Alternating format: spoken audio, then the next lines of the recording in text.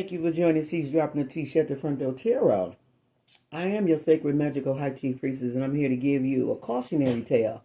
Okay? It's about, I'm just got through kind of like eating my breakfast, so just excuse me with the munching in the background. Like, share, thumb up the video. I appreciate everyone that do. I am your sacred magical high chief priestess of the Most High God, and I'm here to give you this cautionary tale to let you know what's going on with these karmics, okay? Okay, when they think they want to touch other people's shit. When you think you're going to energy swap, or you think you're going to destiny swap, or you think you're going to do this and do that and live in another motherfucker's energy, I love you too. And take what belong to them, okay? And you think you're going to do injustices as far as, in the spirit by going to dark priestess and doing all kind of death spells and all that kind of stuff. This is the kind of shit right here that happens to you. So I'm going to play this little cautionary tale. It's 30 minutes long. Okay. And it's just to let you know what happens. Okay. It got to do with enviness, a sibling being jealous of his brother. And the fact that his brother was doing really, really well for himself. And how the other siblings felt like since he was doing well for himself, that he should look out for them and take care of them. Y'all a grown-ass man like he a grown-ass man. And he has a whole family. What make you think that he's supposed to take his money and his wealth and splurge it on y'all when he got a whole wife and kids? Okay? So you got people, males and females, it don't matter. Sisters, siblings, period. They think they siblings supposed to take care of them when they sibling got a wife and kids. Okay? This is one of the reasons why some of these divine twins haven't been with their partners.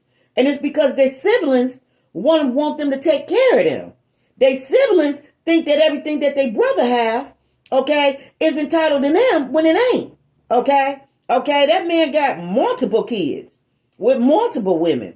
Okay? For some cases. So it's like when you think about the family, it's like siblings, especially siblings, what make y'all think y'all entitled to shit when this man had a whole family outside of his internal family? He had a whole, internal family, and then you got extended family. Y'all are extended family. Okay? Internal family is firsthand and more important than the external family. Okay? I don't know why external family think that they so entitled to internal shit that belongs to wives and kids and shit like that, when a person made a whole legacy of far as family. Like they got their own family, their own tribe. You know what I'm saying? Like, and his brother, the one that was wealthy, that had the money, he looked out for his family. Okay? So I already know that this shit is related and similar to, I can relate to this to my story. You know what I'm saying? Having a twin or a soulmate that probably took care of most of his family. Okay, and it's because he was the successful one. He the one that's basically, broke the curse off the family bloodline, and he the one that got the paper. So everybody is codependent and lean on him for everything. So therefore, they're jealous and envious when he get a woman, because they feel like if he get a woman or he get somebody he care about, he gonna stop thinking about us and start thinking more about her, because they see his given nature to them. They don't want that given nature to stop. So they start throwing monkey wrenches into his love life, where he's never happy and never satisfied. And they always got the evil eye every time he brings somebody around the family. Okay? This is what you got going on with these masculines. What they need to wake up to if they ain't already woke up to it. Okay? It's a conflict of interest when you sitting up there taking care of your whole family. Okay? People that don't want to get off their ass and do nothing for themselves. Okay, then you come bringing a whole woman that you want to build with, okay, into your world, okay, and then you got all these people that don't like her, and it's because they jealous as fuck of her having your favor and having your heart. You know what I'm saying? Like, it's just wicked as fuck that people feel that way, because they don't got no business feeling like that. So I'm going to play this cautionary tale just so you know what happens when you think you want to interfere with shit that don't belong to you, when you think you want to touch shit that don't belong to you just because you think you entitled. Okay, this is the cautionary tale, what happens to you, and this is what the karmic is going through. They sick, their health is deteriorating, And like I said, until you release it, until you let it go, until you confess what you did, like you gonna suffer and go through hell to your last dying breath. And Father God gonna make sure it's a slow dying. Okay? Okay? So you will endure much suffering before you take your last breath. Okay? For some people, they will take their last breath after they confess all what the fuck they did. Okay? Okay? That day, the next day, their ass will be lights out after that. Okay? So they can go get handled and get judged on the other side. Like, I can't make this shit up. So, this is what you got. If you never lived in Africa, this story might sound strange to you. But for those who understand the deep complexities of family, wealth, and envy, this is a heartbreaking reality. This tragic tale happened in Ghana years ago, where love, duty, and betrayal clashed in a way that left scars too deep to heal. Ofosuwa and her husband, Mr. Quayson, were a hard-working couple blessed with 3 beautiful children. Their home was filled with laughter, peace, and love. Despite his personal responsibilities, Quayson never turned his back on his extended family. He ensured that his elder brother Odium and their relatives lacked nothing. But instead of gratitude, Odium harbored resentment. Y'all hear that Why shit? should my younger brother be the one to shine while I struggle? Odium often muttered bitterly. Ofosuwa had always supported her husband's generosity. She never stopped him from giving to his family, but no matter how she tried, she was never truly accepted. They whispered behind her back, saying she was the reason their... Yeah, they tried to blame it on her and say she was the reason why the brother wasn't taking care of them and giving them no money when it wasn't. She never stepped in the middle of the brother helping his family. They also told lies on her to the whole village and to their whole family and said that she was a witch and that she put a curse on her brother and that's why the brother died, when really the other brother, I'm going to leave it like that. But just to let you know that this is what the Karmics is doing. They set up in the masculine energy doing spell work on him, doing all kind of shit to him. And every time bad shit happened, they tried to tell him that his twin was doing it, that his soulmate was doing it, when the fuck she wasn't. Okay? Meanwhile, back at the ranch, they manipulating his energy, using him. Okay? Okay? And trying to keep him under their grips. Okay? And this is what they was doing the whole time, trying to energy harvest from him. Okay? Okay? And blaming it on an innocent person that was being attacked by multiple different people for no reason. Okay? Okay? And the very person that did it, this is why she's sick. This is why she's deteriorating from the inside out and going through the hell she's going through, is because of the evil that she did. Not only in the masculine's energy, but in the divine feminine's energy. Okay? Brother didn't do more for them. Your wife has bewitched you, Odium spat one evening, confronting Quayson. Since you married her, you only see her and your children. What about us? Odium, I do my best for everyone, Quayson replied calmly. You are my brother, my blood. Why do you speak like this? But Odium was past reasoning. His envy grew like a disease, darkening his heart. He saw Quayson's kindness not as love, but as a reminder of his own failures. Y'all hear that? More respect, more power. If the crab does not die, it will not stop crawling, he thought to himself. If Quayson was gone, the family's wealth and glory would belong to him. Consumed by jealousy, Odium sought the help of a dreaded fetish priest deep in the forest. The old man, with piercing red eyes, listened to Odium's request and smiled wickedly. If you want your brother's place, the priest said, you must be the one to take his life. Odium hesitated, but the priest chanted strange words, causing Quayson's image to appear in a mystical mirror. The sight of his younger brother, calm and unsuspecting, ignited his rage. Take this knife, the priest ordered, handing him a dagger smeared with blood. Strike him now, and his glory shall be yours.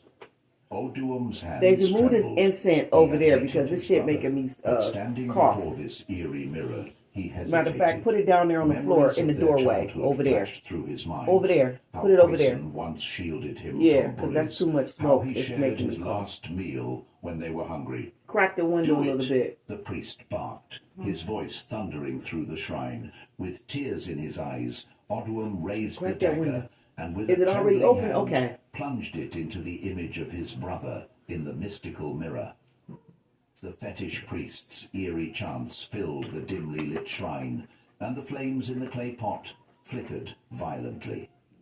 At that exact moment, miles away in their home, Quayson was sharing a meal with his wife and children.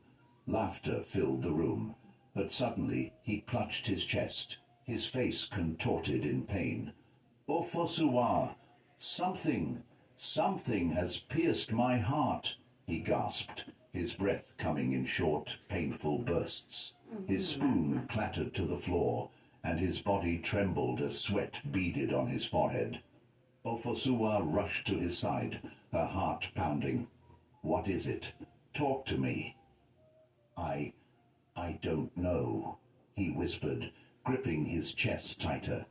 "It feels like a blade inside me." Panic gripped the household Some as they siblings rushed into is a the fucking hospital. nightmare. Doctors ran tests, examined every possible cause, but found nothing. "He is perfectly healthy," one doctor said, shaking his head. "Yet he is dying." For a month, Quayson lay bedridden, his body growing frail, his once lively eyes now dim with confusion and pain. His strength faded, and soon he could barely lift his hand to touch his wife's face. One fateful morning, Oduum arrived at the house with some family elders. Their faces carried grave expressions, but beneath his concern, Oduum's heart was filled with something darker: satisfaction. "This is not an ordinary sickness," Oduum declared, glancing at Quayson's weak form. "The hospital cannot help him. This is spiritual." Ofosuwa, exhausted and desperate, shook her head. "He needs care, not superstition." But the family elders agreed with Oduum. "We must take him to the shrine," one said. "The gods must speak." Quayson, too weak to argue, nodded. If it will help," he whispered. With heavy hearts they carried him away, leaving Ofosuwa with a sinking feeling in her stomach. The same fetish priest who once helped Oduum stab Quayson's spirit in the mirror now sat before them, his face twisted into a sinister smile. He pretended to consult the gods, his chants filling the dark shrine. Lying and Suddenly, shit. he gasped, his eyes wide in mock horror. "The gods have spoken," he announced. The family held their breath. "It is his wife," the priest continued, his Told a voice flat-out deep and lie. foreboding. "She is a witch. She has already killed him in the spirit world. No matter what we do, he will die." Gasps filled the room. The family turned to each other in disbelief. "I always knew something was wrong with that woman," an elder murmured. "She bewitched him with love, drained his wealth, and now she is feasting on his soul," another whispered, shaking his head. Oduum remained silent, his face masked with grief, though inside he was rejoicing. "Is there no way to undo it?" one of the family members asked. The priest shook his head solemnly. "When a witch claims her husband's spirit, his body only waits for death." Quayson, weak and barely conscious, That was all a forced his lie. lips to move. That was all a lie. "Ofosuwa wouldn't..." His voice broke into a whisper. "She loves me." But no one listened. The days passed. He knew and his wife Quayson's didn't do condition that. worsened. The Okay? The accusations priest is against the one that put the Ofosuwa curse spread on him. like And he sat there and told a wildfire. She whole was flat out shocked, lie and said treated his as a wife murderer before bewitched her husband him. had And that's the even same passed. shit that karmic Then, on a cold, priest, upside down unforgiving night, ass Mr. bitch Quayson drew did to his that last masculine. breath. Was doing Oduum curses on stood his around the ass mourning family, and telling him his that head bowed, divine feminine his was lips doing it. pressed into a thin line. He had finally taken what he believed was his birthright. But as Ofosuwa sobbed into the earth, crying for her lost husband, Oduum felt a cold shiver run down his spine. The gods had been bribed, but could they ever truly be deceived? After Kayson's death, Oduum's plans had worked perfectly.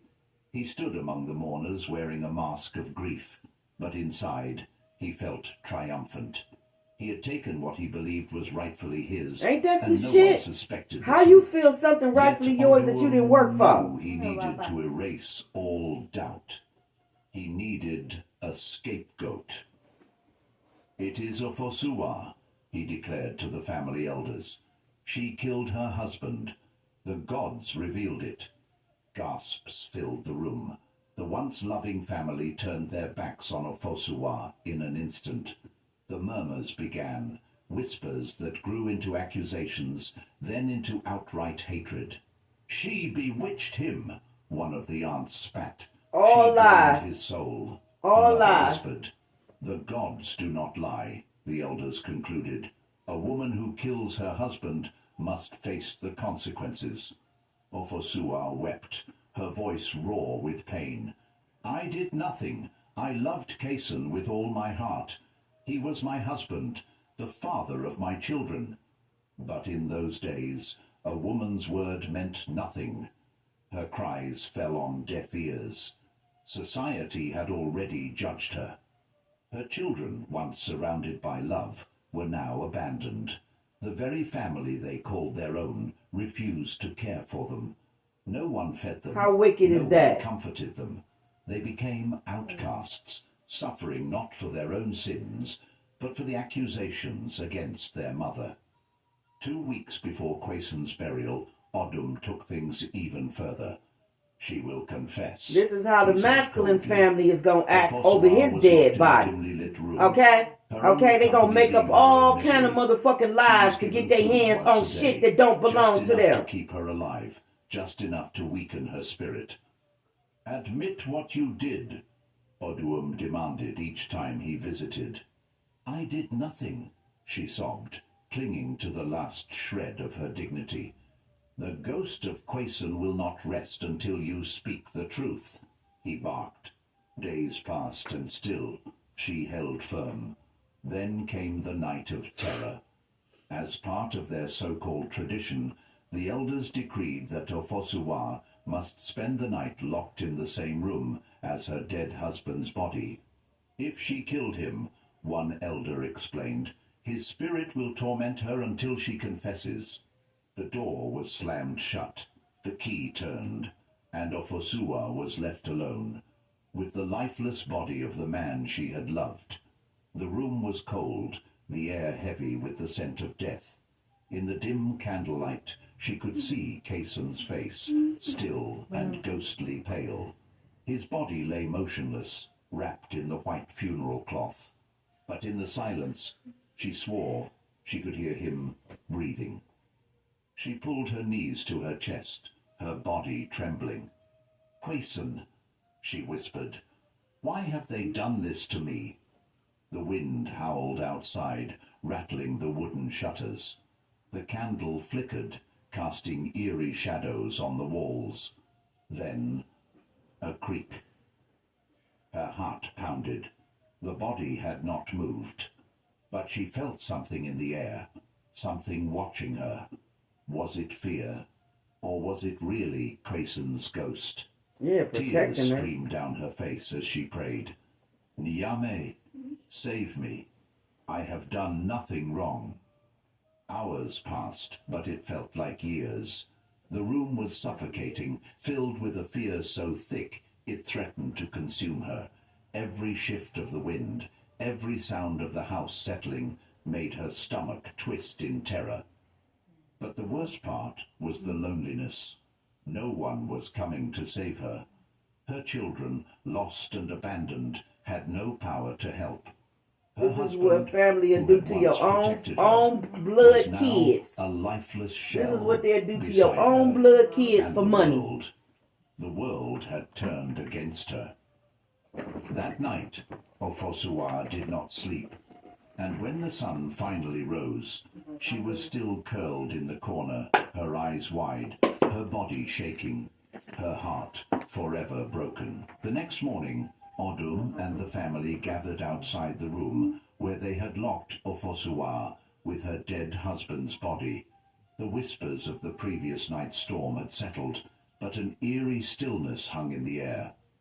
Odum unlocked the door, and as it creaked open, a foul stench of death mixed with despair rushed out. There she was, Ofosuwa, a shadow of herself.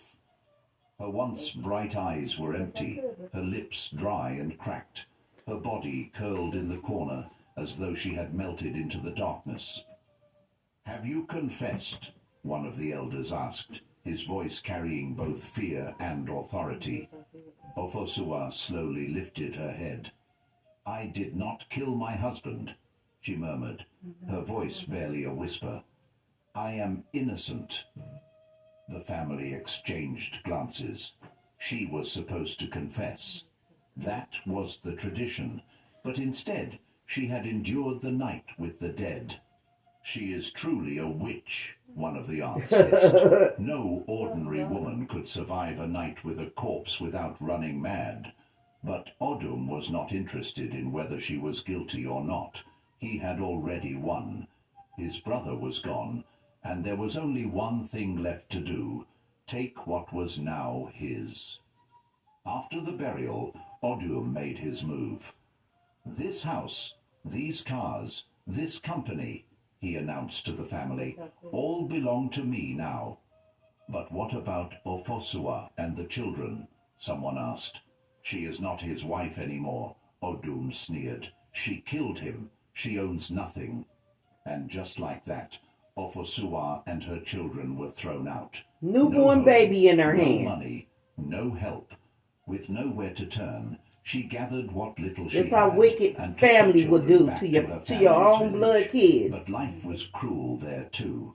Poverty clung to them like a curse. The children, once hopeful and bright, dropped out of school one by one. Hunger replaced their laughter, and struggle became their only companion.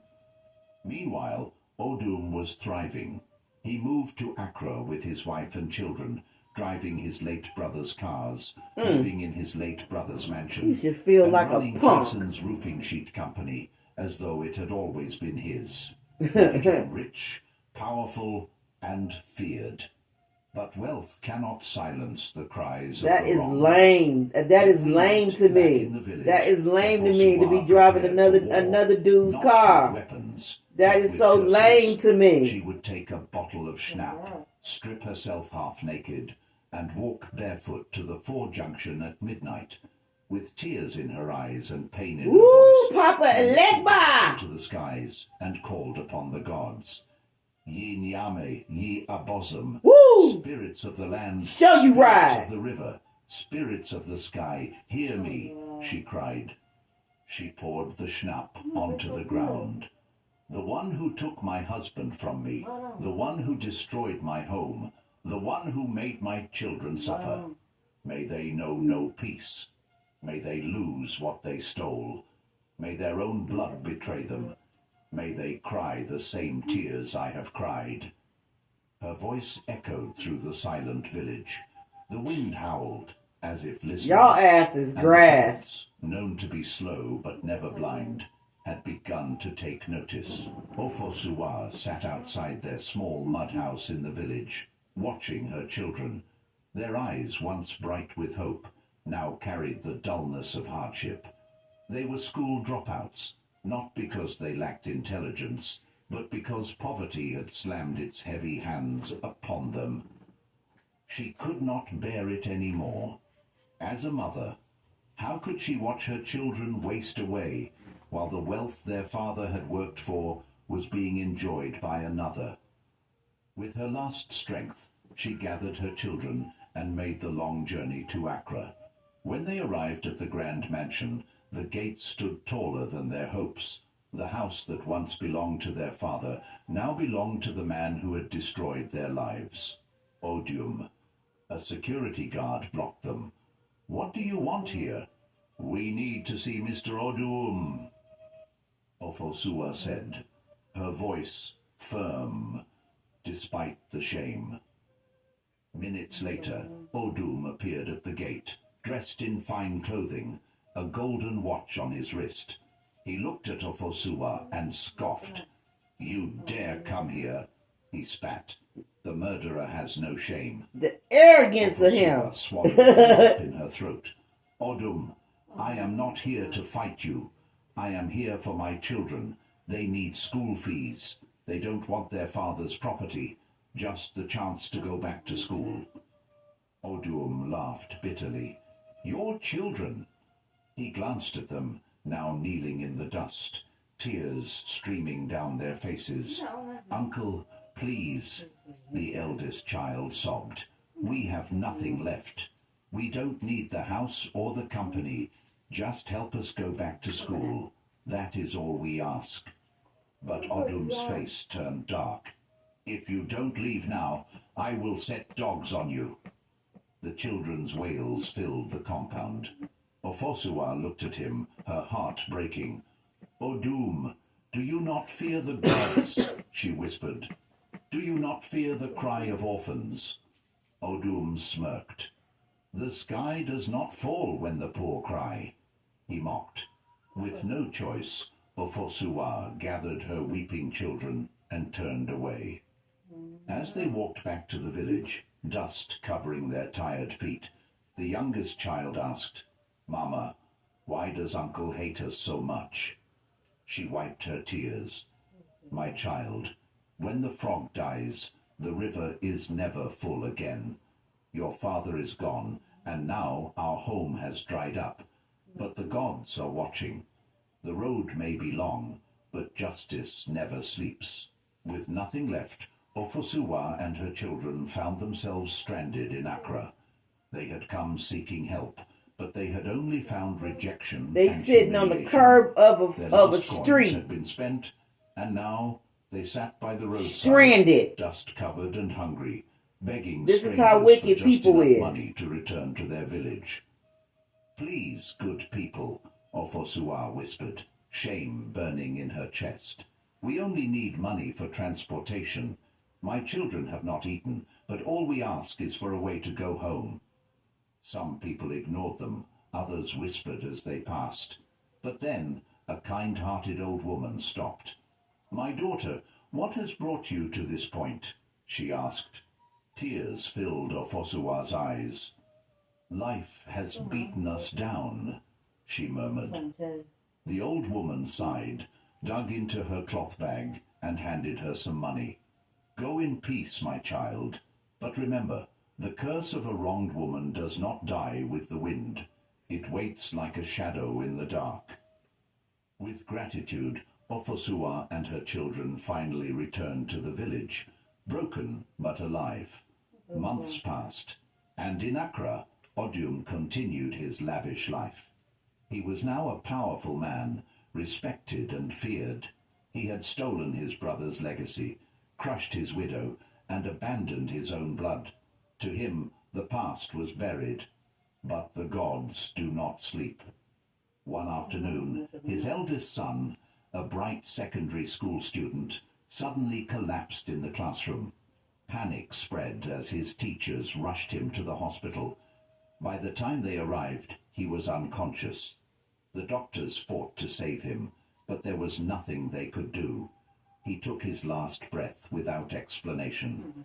It was a death without reason, a death without cause. When the news reached Odum, his world shattered. He had built a bright future for his children. He had taken everything Quayson had and ensured his own family never lacked. Yet his son, the one he had loved so dearly, was gone in the blink of an eye. People murmured in fear. "The sins of a father," they whispered, "sometimes fall on the heads of his children."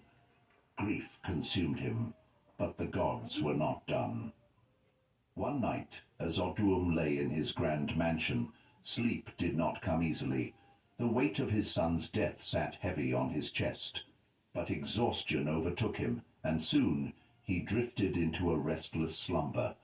And then he saw it, a dark night.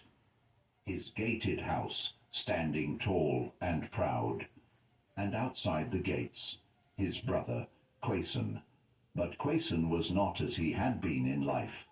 His eyes were hollow, his face pale as the dead, and from them tears of blood streamed down his cheeks.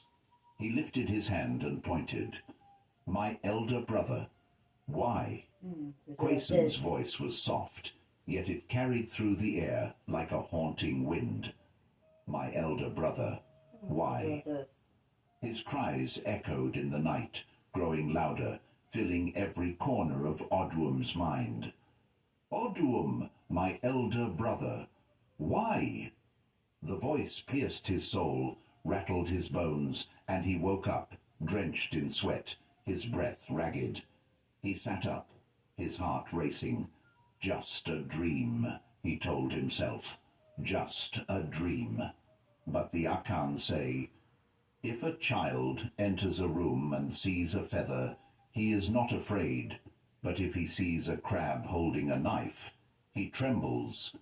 Oduum tried to ignore it, but deep inside, a whisper of fear had begun to creep in. 3 months after his terrifying dream, Oduum tried to push the thoughts of his dead brother away.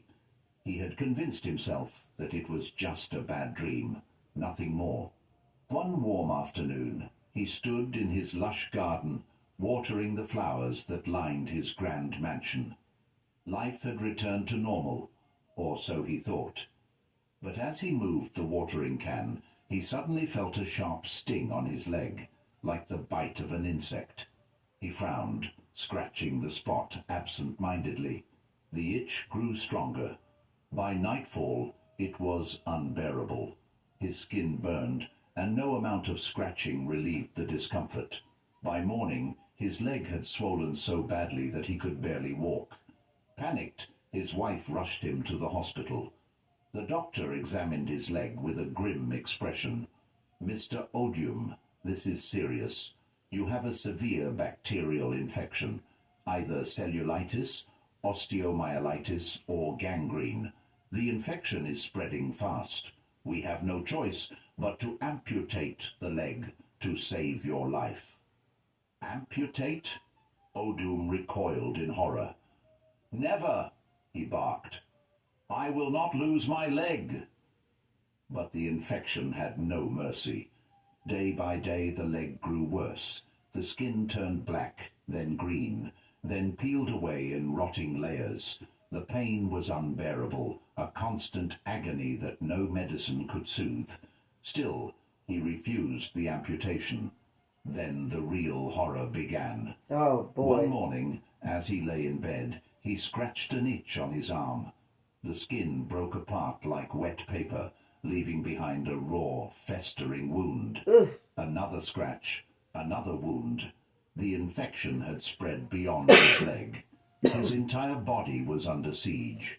Every touch, every scratch, every movement Y'all should led see to how more nasty he decaying looked. flesh. The stench of rotting meat filled the air. His once glorious home became a prison of suffering. His wife did all she could. She took him to the best doctors, but none could explain what was happening. Every treatment failed. Every attempt to heal him was met with more decay. Ooh. He was rotting, alive. No one could stay near him for long. Servants quit. Visitors stopped coming. Even his wife, despite her efforts, could only bear so much. The Akan say, if you commit evil, evil will follow you in return. And now Oduum was reaping the full harvest of his sins. The wealth he had stolen could not save him. The house he had taken could not shelter him from his own decay. His brother's ghost no longer needed to haunt his dreams. His punishment had come in waking life.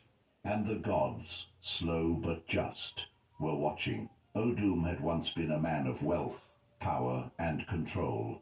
But now he was nothing more than a prisoner of his own body, a rotting corpse waiting for death. Yet death refused to take him. He lay in his grand mansion, abandoned by friends, shunned by visitors, and feared by even his own household. His body was decaying, the smell unbearable, his skin peeling away like the bark of a dying tree. Every night he closed his eyes, hoping to escape the torment, but in the darkness of his dreams his brother appeared. My elder brother. Why? Why did you do this to me? Why did you betray me? The voice was deafening, echoing in his ears, shaking his soul. Odum would cry and beg, his voice filled with anguish. Brother, forgive me. Forgive me, Quason. I was blinded by envy. I was foolish. Please, let me go.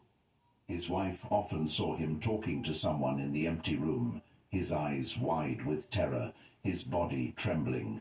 But when she looked around, there was no one there.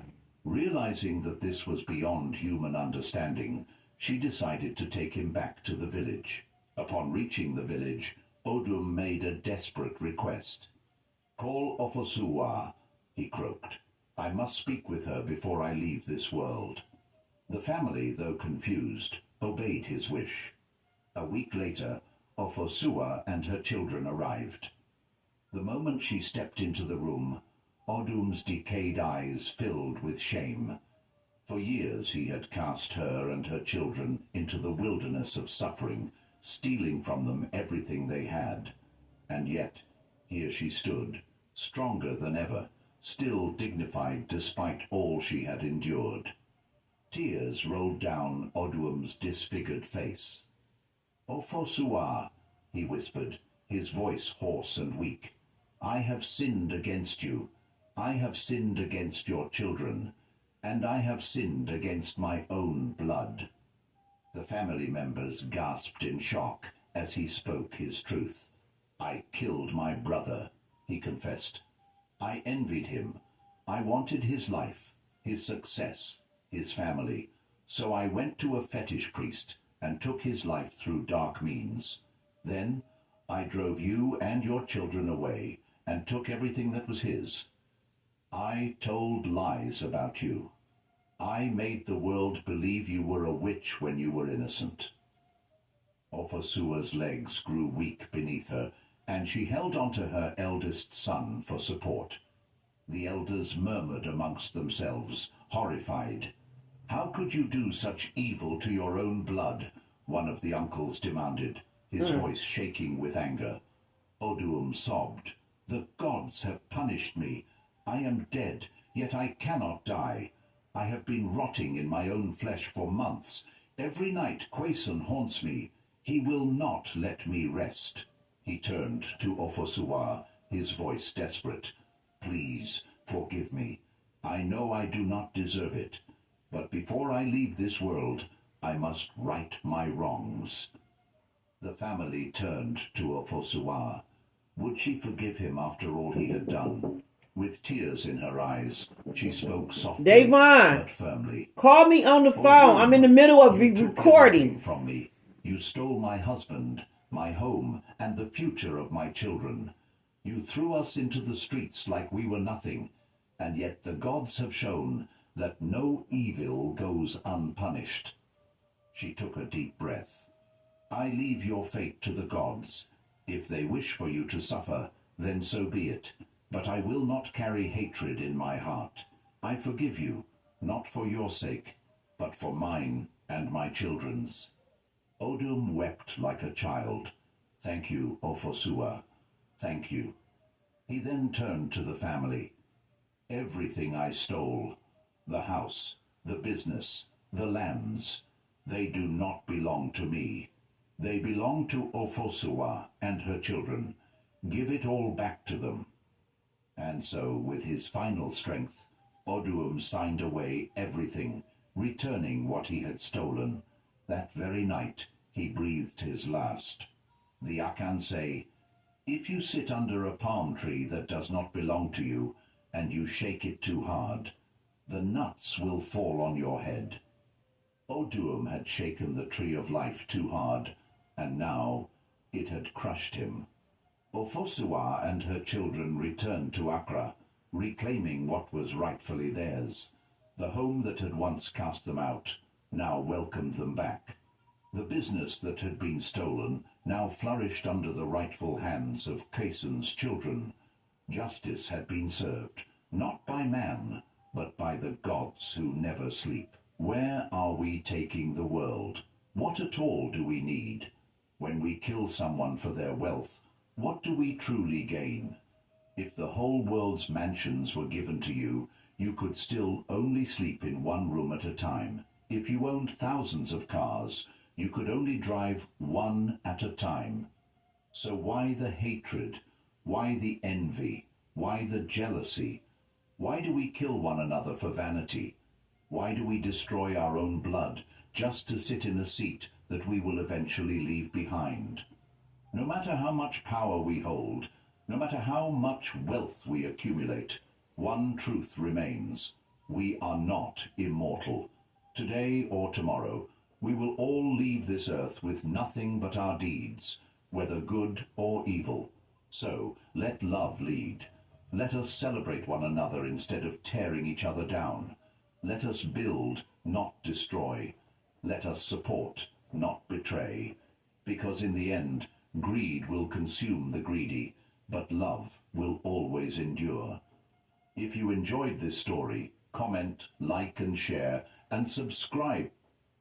I cannot make it up. I cannot make it up. Okay, you live by the sword, you will die by it. Like, it's just flat out what it is. Okay, all right.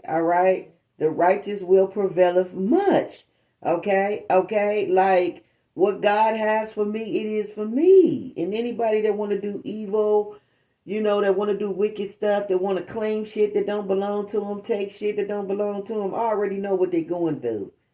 I already know they're not going to be happy. They're not happy. These people seeing spirits all around them.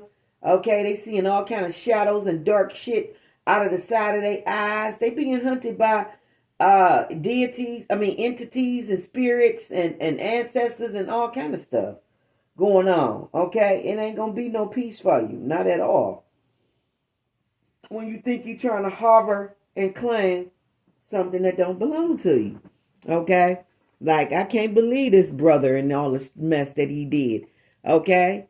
All right? He tried to gaslight her, trauma bond her, and try to say that all the stuff that happened to his brother was her doing it when really it was his doing. Okay? And then the priest added in on the gaslighting by saying, yeah, it's her, when it was the priest and the sibling doing it the whole time. And that's probably what somebody can relate to, that probably their sibling, okay, and the karmic woman, okay, together with the karmic priest, okay, or whatever, how it go, all in cahoots with doing spell work on their own family member and shit and turning their world upside down and trying to blame it on another innocent person. It ain't got nothing to do with nothing. But this is what you get. This is what you got. And this is the cautionary tale, okay? It's about a widow that was forced to sleep beside her late husband's body because, she was being accused of doing stuff that she didn't do, okay?